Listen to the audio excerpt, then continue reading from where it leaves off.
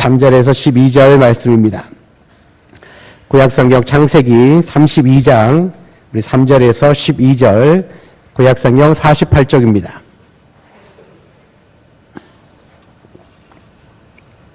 우리 다 같이 합독하도록 하겠습니다. 야곱이 세일 땅 에돔들에 있는 형 에서에게로 자기보다 앞서 사자들을 보내며 그들에게 명령하이르되 너희는 내 주 에서에게 이같이 말하라. 주의 종 야곱이 이같이 말하기를 내가 라반과 함께 거류하며 지금까지 머물러 있어사오며 내게 소와 나귀와 양떼와 노비가 있으므로 사람을 보내어 내 주께 알리고 내 주께 은혜 받기를 원하나이다 하라 하였더니 사자들이 야곱에게 돌아와 이르되 우리가 주인의 형 에서에게 이른즉 그가 400명을 거느리고 주인을 만나려고 오더이다. 야곱이 심히 두렵고 답답하여 자기와 함께한 동행자와 양과 소와 낙타를 두 떼로 나누고 이르되 에서가 와서 한 떼를 치면 남은 한 떼는 피하리라 하고 내 조부 아브라함의 하나님 내 아버지 이삭의 하나님 여호와여 주께서 전에 내게 명령하시기를 내 고향 내 족속에게로 돌아가라. 내가 내게 은혜를 베풀리라 하셨나이다. 나는 주께서 주의 종에게 베푸신 모든 은총과 모든 진실하심을 조금도 감당할 수 없사오나 내가 내 지팡이만 가지고 이 요단을 건넜더니 지금은 두 때나 이루었나이다. 내가 주께 간구하오니 내 형의 손에서 에서의 손에서 나를 건져내시옵소서. 내가 그를 두려워함은 그가 와서 나와 내 처자들을 칠까 겁이 나기 때문이니이다. 주께서 말씀하시기를 내가 반드시 내게 은혜를 베풀어 내 시로 바다에 셀 수 없는 모래와 같이 많게 하리라 하셨나이다. 아멘. 오늘 읽은 이 본문의 말씀을 가지고 심히 두렵고 답답할 때라고 하는 제목으로 하나님의 말씀을 함께 나누도록 하겠습니다. 여러분, 볼레타 스틸 크롬니라고 하는 대만의 여성 선교사님이 있었습니다. 그분은 대만에서 복음을 전하는 선교사인데 그 선교 현장에서 첫 아이를 4살 때 백혈병으로 잃게 됩니다. 그 유명한 박사였던 남편도 33살의 나이에 림프암으로 세상을 떠납니다. 그리고 둘째 아들은 18살에, 셋째 아들은 16살에 교통사고로 잃게 됩니다. 그런 가운데 복음을 그 슬픔을 안고도 계속해서 그 대만에서 복음을 전했는데 그도 57살의 나이에 그 대만 남자에게 강간을 당하게 됩니다. 그는 몸도 마음도 삶도 다 부서진 것 같은 엄청난 그런 고통 가운데 살고 있었습니다. 많은 사람들은 그를 보면서 걱정을 합니다. 그리고 그 고통을 보면서 안타까워합니다. 하나님은 왜 저렇게 신실하신 선교사님에게 저런 고통을 안겨줄까? 왜 하나님은 그 선교사님, 저렇게 훌륭한 선교사님들을 돌봐주지 않고 왜 저렇게 고통의 길, 절망의 길을 가게 하시는가? 자기의 모든 사람들이 다 의아해하고 참 이해하지 못하는 그런 상황이었습니다. 그는 오랫동안 대만에 계속 머물고 있다가 자기의 삶을 정리하면서 책 하나를 발간을 하게 되는데요. 모든 사람들은 그분이 이 책의 내용은 분명히 자기가 당한 고난에 대한 이야기, 그런 이야기들을 쓸 것이라고 생각을 했습니다. 그런데 대부분의 사람들의 생각과는 완전히 다르게 그 내용은 이런 것이었습니다. 고난 중에서도 하나님의 위로에 대한 이야기를 썼습니다. 그 책의 제목이 사망의 골짜기를 다닐지라도라고 하는 책입니다. 그 책의 일부분을 제가 잠깐 소개하겠습니다. 나는 하나님의 말씀에서 위로의 능력을 체험했습니다. 죽어가는 아들을 품에 안고 몸부림치던 밤에도 하나님의 말씀은 능력으로 나를 찾아오셨습니다. 남편이 숨 한 번 들이마시기 위해 죽을 힘을 다해야 했던 그 밤에도 하나님은 내게 찾아와 말씀해 주셨습니다. 그리고 놀랍게도 그분의 말씀이 나의 이 비통함을 치료해 주시는 것을 볼 수 있었습니다. 환난을 당하고 나니 평소 건강할 때 상투적으로 들리던 성경 말씀 하나하나가 결코 거짓이 아닌 진리임을 알게 되었습니다. 흑암을 비추는 빛이었습니다. 마른 입술을 적시는 생수였습니다. 연약한 저의 손에 들려주시는 지팡이였습니다. 하나님은 환난당한 나에게 말씀으로 응답하셨습니다. 남편과 자녀를 데려가시고 다시 돌려주지는 않으셨지만 말씀을 통해서 놀라운 은혜를 깨닫게 해주셨습니다. 누구보다 뼈아픈 인생을 살아온 그의 고백이라고 하기에는 너무나 가슴 저린 고백이 아닐 수 없습니다. 하나님의 사랑과 그 은혜, 그 위로를 경험했다고 그렇게 고백을 하고 있습니다. 사랑하는 성도 여러분, 우리도 세상을 살다 보면 여러 가지 크고 어려운 고난들을 경험하게 됩니다. 어떤 때는 나의 실수로 당하는 고난도 있지만 내가 잘못하지 않았는데도 나와 상관없이 당하는 애매한 고난들도 있습니다. 그러나 그 고난을 받아들이는 태도에 따라서 그 고난은 오히려 유익해질 수도 있습니다. 모든 고난이 자기에게 유익한 건 아니지만 그것을 믿음으로 받아들이는 사람들에게는 그 고난이 유익하다는 말입니다. 고난이 유익하다는 말보다가 더 역설적인 이야기는 없습니다.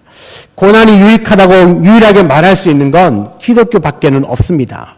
우리가 당한 어려움, 힘듦, 고난, 외로움, 안타까움, 정말 겪지 않아야 될 삶의 무게들을 엄청나게 많이 겪는데도 그것이 어떤 한편으론 유익하다라고 말하니까 이건 정말 말도 안 되는 이야기입니다. 그런데 그 고난이 유익하다는 겁니다. 왜 그러냐면 그 고난을 통하여서 더 성숙해지고 그 고난을 통하여서 하나님이 기뻐하시는 삶을 살아갈 수 있다는 점에서 성경은 계속해서 우리에게 고난에 대해서 더 깊이 생각하게 만들고 그 고난을 통과하고 난 이후에 정금같이 단련되어진 믿음의 사람을 기대하면서 그 고난을 견뎌내게 합니다. 여러분, 오늘 본문에 나오는 이 야곱은요, 이 고향을 떠난 지 20년 만에 아내 4명과 거부가 되어서 고향으로 돌아가려고 합니다. 그런데 고향으로 돌아가는 길은 그리 마음이 편하지가 않습니다. 왜 그렇습니까? 20년 전에 그 형 에서의 장자권을 팥죽 한 그릇으로 빼앗았습니다.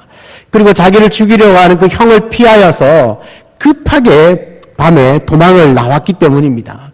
심지어는 다시 고향으로 돌아온다는 소식을 들은 에서가요, 400명이나 되는 군사를 이끌고 야곱에게로 오고 있다는 소식을 들었습니다. 여러분, 야곱의 인생에 있어서는 최고의 고난이고 최고의 위기를 맞이하게 된 겁니다. 어쩌면 지금까지 일궈놓은 모든 것들을 잃어버려야만 하는, 그리고 더 나아가서 생명까지도 위협을 받는 그런 어려운 상황입니다. 그런 본문의 상황 가운데 성경을 보면요, 이 고난이 인생 최대의 위기이기는 하지만 그것을 바꾸어서 변화시켜 주시는 하나님의 놀라운 은혜를 경험하는 때가 또 이때라는 것을 말씀하고 있어요. 여러분, 그 인생 최대의 위기 앞에 야곱은 어떻게 고백을 하느냐 하면 심히 두렵고 답답하여, 그렇게 얘기합니다. 심히 두렵고 답답하여. 지금의 상황을 그대로 반영해 주는 표현이라고 할 수가 있습니다. 그런데 이 32장은 야곱에게 있어서 가장 은혜를 받고 가장 큰 위대한 변화를 경험하는 장이라고 말할 수 있습니다. 야곱은 3번 하나님을 만나게 되는데 이 32장에 2번씩이나 하나님을 만난 것이 기록되어 있습니다. 그러니까 인생 최고의 위기가 그에게는 전화유복이 되어서 신앙적으로는 더 성숙하고 하나님의 은혜를 가만히 경험하고 자신의 변화를 경험하면서 야곱이 그의 이름이 바꾸어서 이스라엘이 되는 역사가 바로 이 최고의 위기, 최고의 고난 현장에서 이렇게 기록이 되어져 있다는 것이죠. 사랑하는 여러분, 어려움을 당하면 점점점 더 어려워지고 좌절하고 낭망하고 원망하고 무너지는 사람이 있습니다. 반면에 어려움을 당하면 오히려 변화되고 성숙되고 성숙해지고 그 인격과 신앙이 계속해서 자라가는 사람들이 있습니다. 여러분, 오늘 야곱이 바로 그런 사람입니다. 야곱은 약점이 많고 또 실수투성이의 사람입니다. 그러나 야곱은 그 자신의 실수이든 아니든 고난을 당하면 당할수록 더 성숙해져서 야곱이 변하여 이스라엘이 된 것입니다. 오늘 저와 여러분이 이 말씀을 통하여서 받는 교훈은 이것입니다.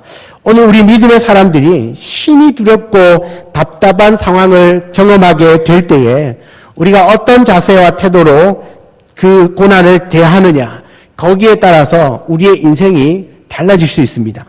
두렵고 답답한 상황을 제대로만 대처한다면 우리 삶이 더 성숙해지고 반드시 그 아픔과 두려움을 이겨내고 승리할 수 있을 것입니다. 그렇다면 심히 두렵고 답답한 이 상황 가운데 야곱은 무엇을 선택했습니까? 도저히 내 힘으로는 감당할 수 없는 어떤 문제 앞에서 여러분은 무엇을 선택하십니까? 첫 번째로 야곱은요, 이 두렵고 답답한 일을 만났을 때 기도를 선택했습니다. 그런데 여러분, 야곱이 처음부터 기도의 사람은 아니었습니다. 여러분이 아는 것처럼 야곱은 굉장히 잔꾀가 많은 사람이죠. 먼저 자기가 가지고 있는 소유물을 두 대로 나눕니다. 그리고 한 대를 먼저 형에게 보냅니다. 혹시 그 형이 그 재물을 받고 마음이 누그러지진 않을까. 그래서 두 대를 나누고 한 대를 먼저 보냈습니다. 그렇게 형을 설득하는 것이죠. 그래서 설득이 당하면 자기의 생명이 이제 보존이 되는 거죠. 그러나 돌아온 소식은 무엇이냐면 오히려 정반대의 얘기입니다. 형 에서가 400명의 군사를 이끌고 자기를 죽이려고 온다는 소식이었습니다. 그러니까 이 야곱으로부터 나온 그 잔꾀는 실패한 겁니다. 다시 말하면 인간적인 방법이 통하지 않더라는 겁니다. 인간적인 방법은 그에게 더 두렵고 떨리고 답답하게 다가오기 시작을 했습니다. 그래서 야곱이 선택한 것이 무엇입니까? 하나님께 기도하자. 엎드리자. 이 문제는 기도할 문제이지 내가 해결할 수 있는 문제는 아니다. 그래서 하나님 앞에 기도하기 시작했습니다. 내 힘으로는, 내 생각으로는, 내가 가지고 있는 경험으로는 해결할 방법이 없어요. 잔꾀를 써봤죠. 내가 갖고 있는 생각대로 한번 해봤지만 그 문제가 해결되어지지 않는 겁니다. 그제서야 야곱은 뭘 하죠? 엎드리기 시작했습니다. 그랬는데 여기서부터 상황이 역전되기 시작을 한 것입니다. 오늘 9절과 11절 말씀을 다시 한번 보면 야곱이 또 이르되 내 조부 아브라함의 하나님 내 아버지 이삭의 하나님 여호와여 주께서 전에 내게 명하시기를 내 고향 내 족속에게로 돌아가라 내가 내게 은혜를 베풀리라 하셨나이다. 11절에 내가 주께 간구하오니 내 형의 손에서 에서의 손에서 나를 건져내시옵소서. 내가 그를 두려워함은 그가 와서 나와 내 처자를 칠까 겁이 나기 때문입니다. 야곱이 하나님 앞에 기도하기 시작했어요. 여러분, 두렵고 답답한 일을 만났을 때 인간적인 방법과 수단을 사용해봤지만 더 답답하고 더 어려운 상황들 뿐이었습니다. 그러나 하나님 앞에 엎드리는 그 사람은 하나님께서 그 문제를 바꾸어서 전화위복되게 하실 줄 믿습니다. 여러분, 인생과 신앙의 극적인 변화는요, 우리가 당하는 그 고난과 그 답답한 현장, 그 고난 가운데 있습니다. 그 자리에서 하나님께 기도를 선택하면 하나님은 모든 상황을 역전시켜 주시는 겁니다. 우리의 삶이 좀 어렵더라도 회복시켜 주시는 하나님이 하나님 되심을 경험할 수 있는 그 자리, 하나님 앞에 온전해 줄 수 있는 그 자리, 나로 하여금 겸손하게 하는 그 자리, 기도하게 하는 그 자리, 거룩하고 성별된 삶을 살아가게 하는 그 자리가 참으로 복된 자리입니다. 여러분, 우리가 아무것도 할 수 없을 때, 내 힘으로는 도저히 불가능할 때, 어떻게 해야 될지 아무리 생각해도 방법이 떠오르지 않을 때, 여러분, 기도를 선택하셔야 합니다. 어쩌면 그것보다 훨씬 더 전부터 먼저 기도를 시작했다면 더 큰 고민을 하지 않아도 되었겠죠. 그런데 대부분의 성도들은 기도해야 된다는 생각을 먼저 하지 않습니다. 이것도 해보고 저것도 해보다가 안 되면 그제서야 두 손 두 발 들고 하나님 앞에 나와서 주여 도와달라고 기도한다는 것이죠. 그런데 우리가 이런 성경을 통하여서 미리 학습되어진 게 있지 않습니까? 그래서 우리가 어떤 일을 경험하게 되고 어떤 문제가 딱 맞닥뜨리면 가장 먼저 떠올려지기를 원합니다. 무엇을요? 기도해야지. 이 문제는 내가 할 수 있는 문제가 아니라 하나님만이 할 수 있는 문제다.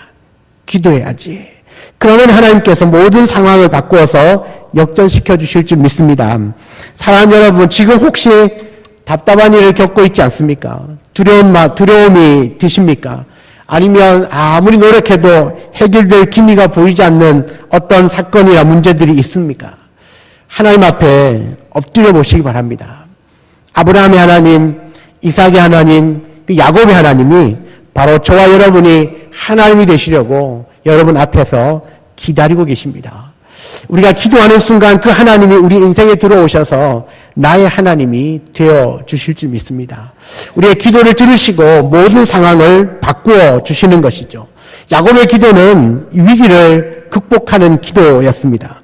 야곱은 위기 때마다 하나님 앞에 기도하는 사람이었습니다. 비록 한 템포 늦게 기도했지만 그래도 야곱은 늘 어려운 순간순간마다 기도를 잊지 않았던 겁니다. 두렵고 답답할 때 기도를 선택하는 저와 여러분 되기를 원합니다. 성경에는요, 이 같은 이야기들이 너무 많이 있습니다.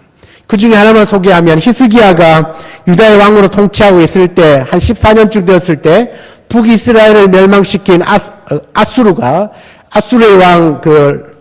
아수르의 왕이었던 사네립이 유다를 침공하려고 쳐내려왔어요.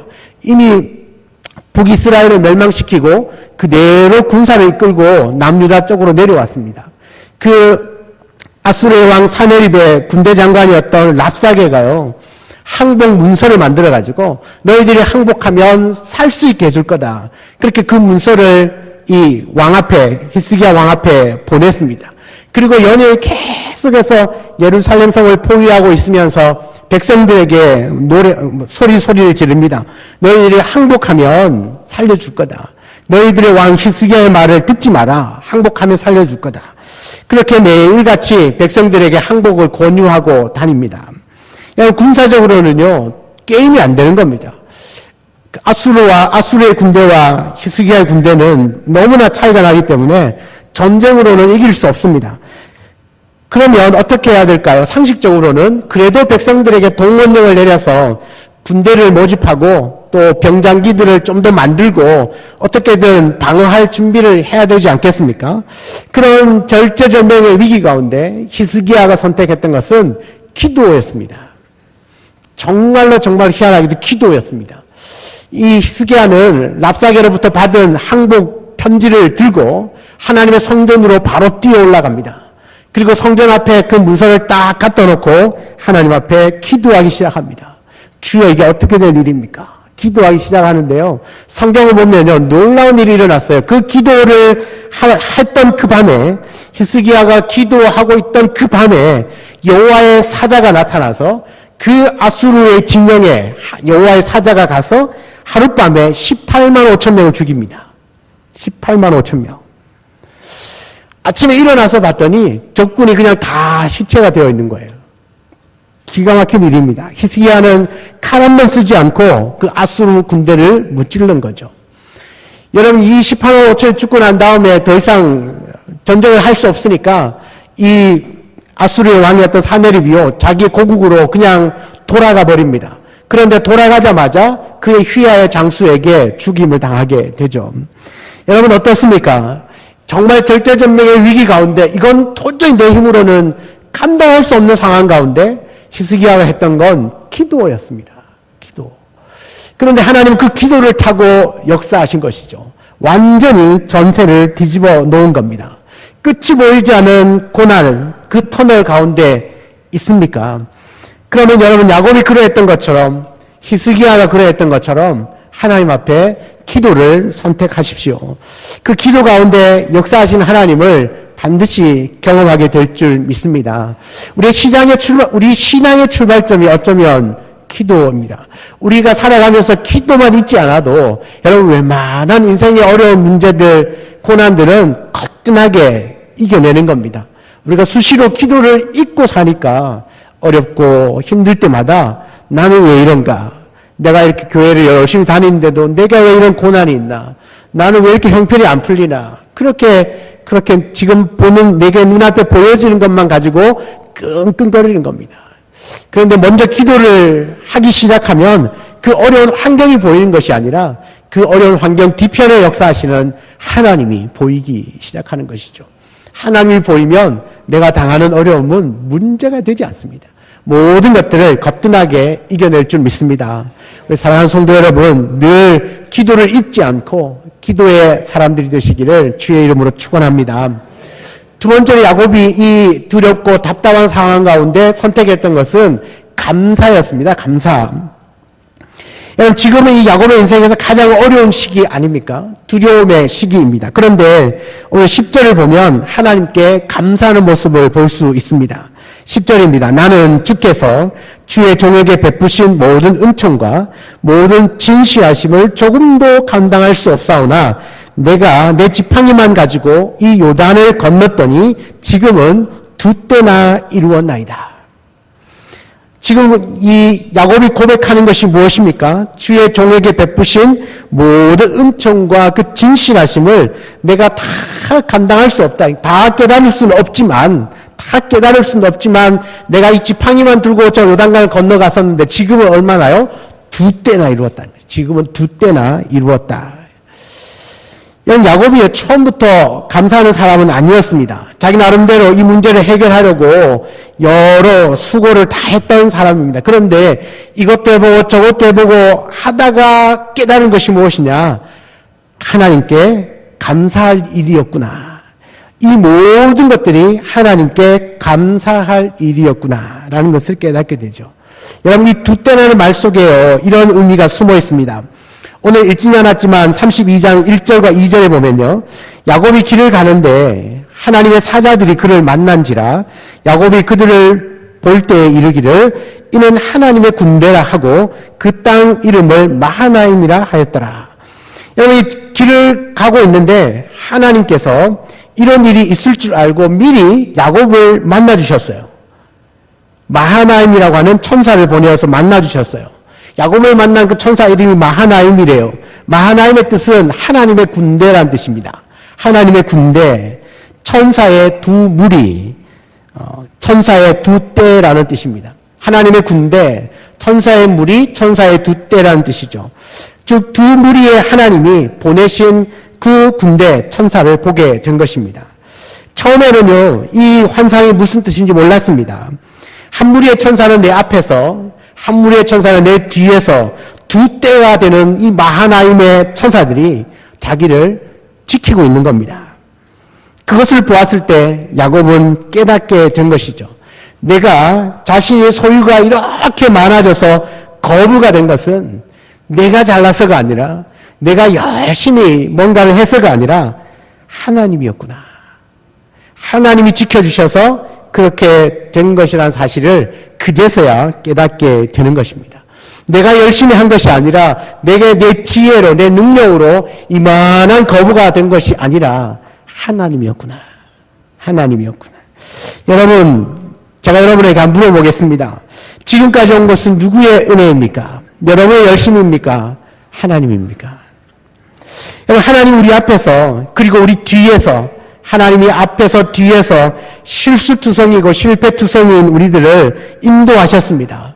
앞길을 가지 못하는 그 광야길 가운데 하나님 야곱을 베델에서 만나주셨고 또 외삼촌 라반으로부터 지켜주셔서 오늘과 같이 수많은 소와 양떼를 거느리는 그런 거부가 되게 하신 마하나임의 하나님, 그 하나님이 내 모든 것이 되셨다고 고백하고 감사하고 있는 것을 통하여서 하나님은 그 위기를 바꾸어 주신 것이죠.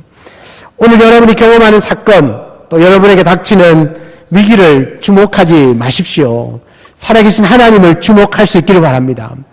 하나님의 신실하신 약속을 주목하시기 바랍니다. 하나님의 능력을 주목하시기 바랍니다. 하나님의 영광을 바라보는 것이죠. 여러분, 이 상황 가운데서 계속해서 나를 답답하게 하고 어렵게 만들고 힘들게 만드는 상황을 계속 본다면 절대 감사할 수 없습니다. 그런데 그 상황 가운데서도 감사할 것들이 딱 찾아지니까 그때부터 상황이 바뀌기 시작하는 겁니다. 역전이 되는 것이죠. 그러므로 우리가 어떤 상황 가운데 있든지 하나님만 주목하면 여러분 그 안에서 풍성한 감사가 우리에게 펼쳐져 있다는 사실을 알게 되실 겁니다. 여러분이 실패를 자꾸 묵상하면 실패한 것을 자꾸 묵상하면 계속 실패할 수밖에 없습니다. 그러나 하나님께서 온전케 하시는 것, 하나님이 지켜주시는 것, 하나님이 인도해 주시는 것, 하나님이 나와 함께 해주시는 것, 나를 회복시켜 주시는 것, 나와 영원토록 함께 하시고 내게 축복하시는 것, 이 모든 것들을 계속 묵상하면 감사할 것밖에 없습니다. 감사할 것밖에 없어요. 그 감사는 우리에게 충만한 기쁨을 안겨다 주고요. 충만한 평강을 안겨다 주는 것입니다. 그야말로 우리의 그 위기를 하나님 축복으로 바꾸어 놓는 것이 바로 감사의 능력입니다. 우리 앞에 보여지는 것만 보면서 쓰러지지 마시고 그 보여지는 것 뒤편에 역사하시는 하나님께 주목하면서 감사할 거리를 찾고 감사함으로 모든 고난과 어려움과 문제들을 능히 이겨내는 저와 여러분 되기를 주의 이름 축원합니다. 세 번째는요, 야곱이 두렵고 답답할 때 선택했던 건 하나님의 말씀이었습니다. 야곱은 이 두렵고 답답한 상황에서 인간적인 방법으로 문제를 해결하려고 했지만 실패로 끝났습니다. 그래서 하나님께 엎드렸죠. 기도하기 시작했습니다. 기도하면서 이 모든 일에 감사가 이제 드러나기 시작했어요. 이 모든 것들이 감사할 일이구나. 그렇게 바뀌어졌죠. 그리고 난 다음에 결국은 그가 무엇을 고백하느냐 하면 12절에 보실까요? 우리 12절 이 말씀을 우리 같이 한번 읽어보겠습니다. 12절입니다. 시작.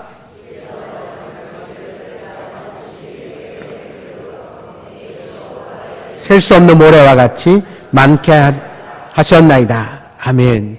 여러분, 기도가 그의 감사가 어디로 갔습니까? 여기로 인도했어요. 뭐라고요? 주께서 말씀하시기를 하나님의 말씀을 드디어 떠올리기 시작했습니다. 지금 돌아가는 길이잖아요. 고향 가나안으로 돌아가는 길인데 내가 이거 돌아가야 되나 말아야 되나. 가게 되면 형 에서에게 내가 죽을지도 모르는데 그런 답답하고 두려운 상황 가운데서 마지막으로 그가 생각해냈던 게 뭐죠? 말씀이었습니다. 하나님의 말씀. 그 말씀이 뭐라고 말하고 있습니까?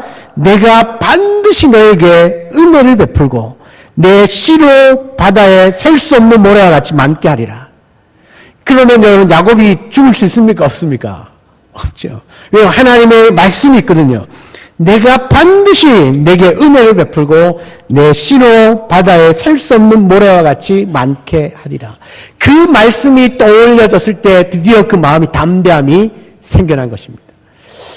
기도하기 시작했고 기도하다 보니까 상황이 바뀌어졌어요. 그래서 그 답답한 상황이 눈에 들어오는 것이 아니라 어떻게 내가 이렇게 셀 수 없는 두 때를 이루었나. 하나님이 하셨구나. 그러면서 감사하다 보니까 드디어 저 말씀이 머릿속에 딱 들어오는 거죠. 하나님이 반드시 나를 축복하시고 나의 씨로 말미암아 바다의 모래와 같이 풍성하게 해주시겠다. 그러면 나는 형으로부터도 안전할 수 있겠구나. 안전할 수 있겠구나. 그러면서 그 마음 안에 있는 모든 두려움과 답답함이 샥 사라지는 겁니다. 그래서 깨달은 게 뭡니까? 결국 인생은 말씀대로 되는구나. 결국 인생은 말씀대로 되는구나. 하나님께서 말씀하여 주시면 아무리 환난과 어려움과 고난이 있어도 반드시 되는구나라는 것을 깨닫게 되는 겁니다. 여러분, 모든 환난은요 하나님의 메시지가 있거든요. 그 환난을 통하여서 우리를 더 높은 믿음의 고지에 올려 세우고자 하는 하나님의 그 깊은 뜻이 있다고요. 지금 내가 고난을 당하고 있는 순간에는 깨달을 수 없을지 모르지만 우리가 이 말씀을 통하여서 이미 학습되어진 하나님의 말씀이 있기 때문에 고난을 당할 때 무슨 생각, 하나님이 이것을 통하여서 나를 다듬으시고자 하는 하나님의 깊은 뜻이 있겠구나, 목적이 있겠구나. 그러면 기도해야지. 그러면 감사해야지. 말씀 붙들고 살면 하나님이 이것도 통과하게 하실 것이고 결국은 하나님이 원하시는 대로 나를 만들어 가시겠구나라고 확신하는 것이죠. 사랑하는 여러분, 하나님의 의의 말씀을 경험하는 자들 되기를 원합니다.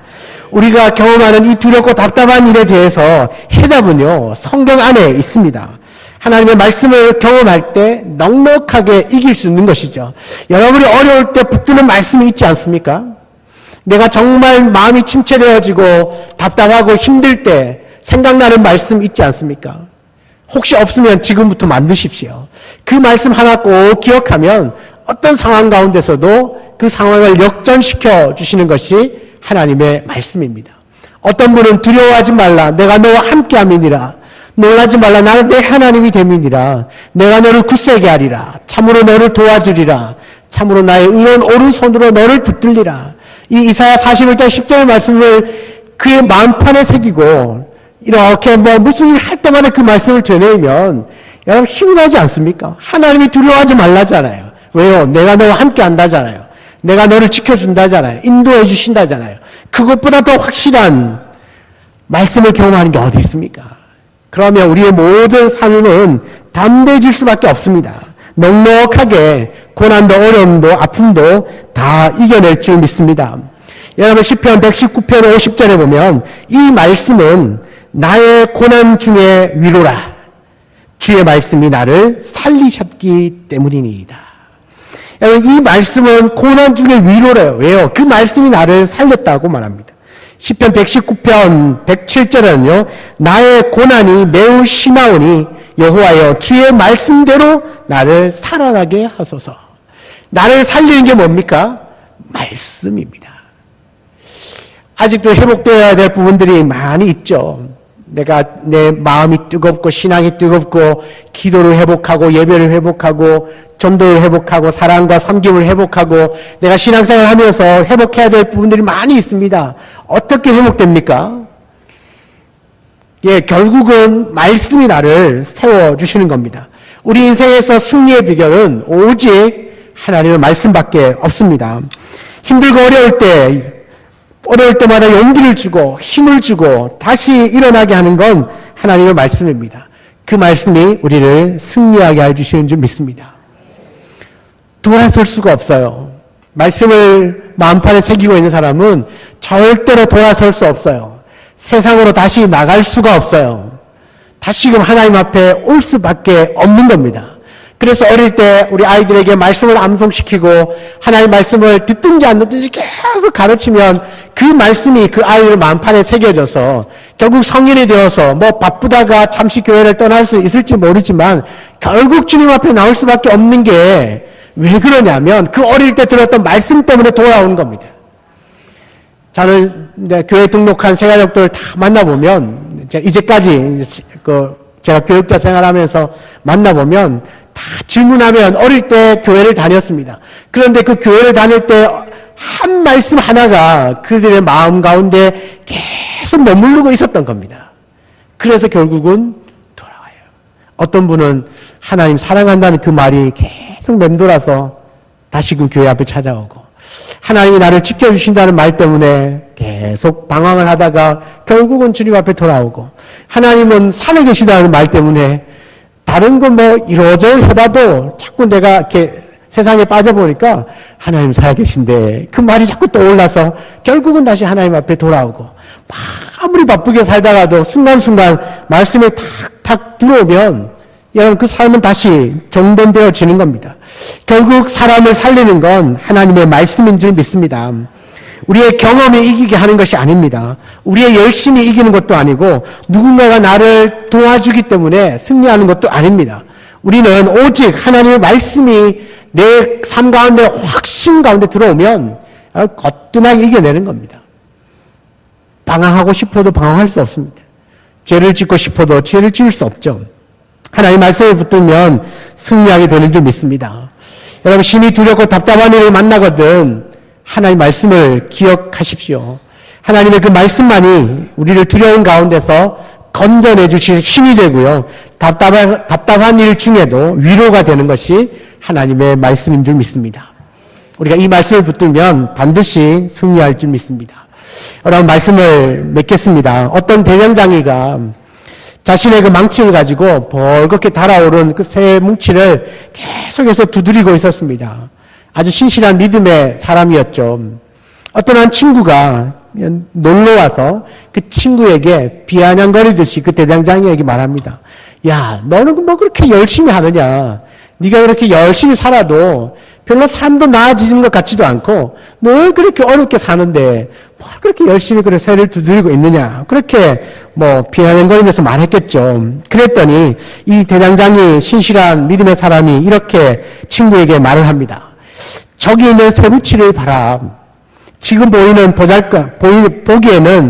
보잘것없어 보여도 이것이 불에 달구어지고 이 망치로 두드리면 앞으로 마차의 바퀴가 되어 훌륭한 물건이 될 것이다.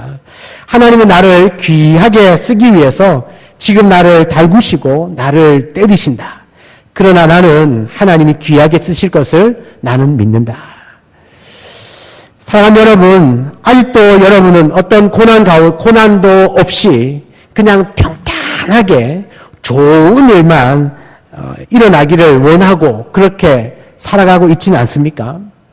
아니면 내 상황이 비록 고난의 연속이지만 하나님께서 달구시고 두드리셔서 결국은 정금같이 나오도록 하신다는 그 말씀을 믿는 믿음으로 살고 계십니까? 살다 보면 평안하게 아무 일 없이 속 썩이는 일이 없이 그렇게 무던하게 사는 사람은 제가 봤을 때는 아무도 없습니다. 다 가진 것 같아도요, 이야기해보면 그 속사정은요, 기가 막힌 사정들이 많습니다. 제가 요즘 신방을 다니고 있지 않습니까? 한 가정 한 가정을 돌아보면 정말 그냥 평안한 가정은 한 가정도 없습니다.